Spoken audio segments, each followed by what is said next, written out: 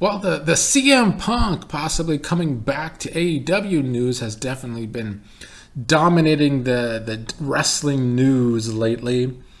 And there's a part of it, though, that continues to irk me and has always irked me about the situation. And that is that in the end, a lot of the fake news that are the wrestling dirt sheets spun it that CM Punk was just such the bad guy. And there's two reasons why that happened. One, because the Young Bucks and their stooge Cutler are very, very, very close to Dave Meltzer. And Dave Meltzer, the second reason is that all these websites always use Meltzer for reference despite him being wrong 90% of the time. But in doing all that, what has been lost in the sauce is the fact that Punk never started these problems in the first place. These problems started because of egos in the back, and the elite's egos, and I put the elite in quotation marks because they're not very elite, at least not the Young Bucks. The elite went to the dirt sheets. They started the rumor that Punk was the reason that Colt Cabana was basically no longer being used in AEW. And because of all of that, even though Tony Khan has since said this was his decision, had nothing to do with Punk, that started it all. And them acting like babies in the back, acting like children in the back, started this all. Now, I'm not going to say that Punk wasn't in the wrong for airing all of that publicly with Tony Khan sitting right next to him and kind of making Tony Khan look like a loser as well in doing so. But that's kind of Khan's fault himself. He doesn't ever be a boss. He's never out there trying to really be a boss. But Punk still was immature in his own right, airing that all out publicly. But Punk never started all of this in the first place. It was the Young Bucks, and it was, the Dave Meltzers of the dirt sheet industry, spinning all of this backstage drama. And in doing so, they did nothing but hurt AEW in doing all of this. Now, Punk's being so injury prone is also a part of the problem. And Punk, if he returns, should probably never get another go at the world title because the track record isn't good. Winning the title twice and getting injured both times, pretty bad. But one cannot deny that Punk has been the main draw in AEW. And before he got there, sure, they had some good ratings off the bat when AEW first came on TV, but that faltered until Punk's return to wrestling in general. And then once Punk went away, the first time getting injured, we saw the ratings decline. And then he returned and he brought some stability back. And then he got injured again. And it's been a downward spiral ever since. A lot of that is, of course, because of Tony Khan's booking, which I have talked about a lot on this channel. But they also just don't have another main draw like CM Punk. And now, Punk's return isn't going to just be the Band-Aid that fixes it all. Especially if there is still all of this backstage turmoil. Especially if the elite, or at least the Young Bucks, don't want to actually work with CM Punk. Which, one more aside on the Young Bucks. They bring nothing to the table. I'm sorry. The Young Bucks have never brought anything to the table.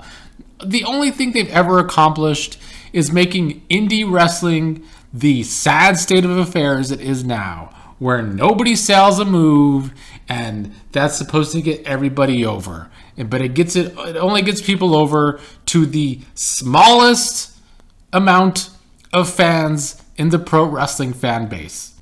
The Young Bucks have not been a draw in AEW at all. And I will say Adam Page also played a part in this, going off script in a promo because they're supposed to be VPs, but they never use their power for good in AEW. But I will say at least Adam Page has a character, although it's basically a fake cowboy, and it's really not that good either.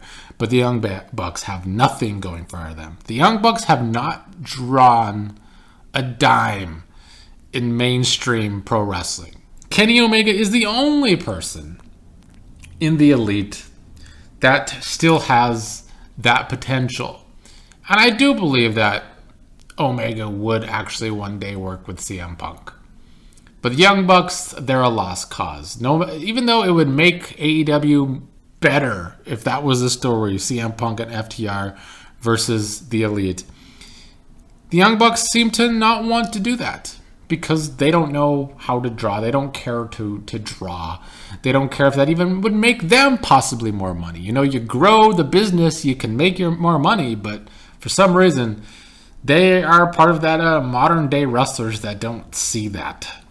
Dax from FTR goes on his podcast and says that would be the draw for Wembley Stadium, FTR and CM Punk versus the Elite. And he's right. And I'm glad to see FTR finally, put in some good work that isn't just in the wrestling ring. That's a way to get themselves over. That's a way to say, hey, look, we're willing to work. It's the Elite that are the problem. And they're right. They've always been right. The Elite started all the backstage drama. And the Elite doesn't have any of the power left that they once had in AEW. And it's their own faults. A, because the Young Bucks don't know how to draw. And B, because they thought that forever they could just use the dirt sheets. They could just always use their friend Dave Meltzer to spin things the way they want to spin it. And it worked in this case. It did work. However, what it really comes down to is that CM Punk has the backing of Warner Brothers Discovery. And without Warner Brothers Discovery, AEW has nothing. They have nothing. And I know some fans will say, oh, AEW could easily get another TV deal. Can they? I don't know if wrestling fans have looked at the TV landscape lately and seen all these monopolies. There's like only 5 companies left, and WWE is on 2 of them, that being NBC Universal and Fox. So the only place that I think AEW would have to go, if not Warner Brothers, would be Disney. And that might be a hard sell because WWE and ESPN have a pretty good relationship too. You can also find the WWE on Disney's Hulu. So AEW really needs Warner Brothers Discovery. They do. And Warner Brothers Discovery, sure, they're going to give AEW all of this TV show time, because something that doesn't get talked about by the wrestling audience is the fact that Warner Brothers Discovery is probably not going to be able to bid for the NBA anymore. They've had the NBA for such a long time, decades and decades, but they've been cutting back a lot of costs. And they want more cost-effective TV. They are preparing to possibly lose the NBA, so why not take on a cheaper product like AEW that does good enough in the ratings?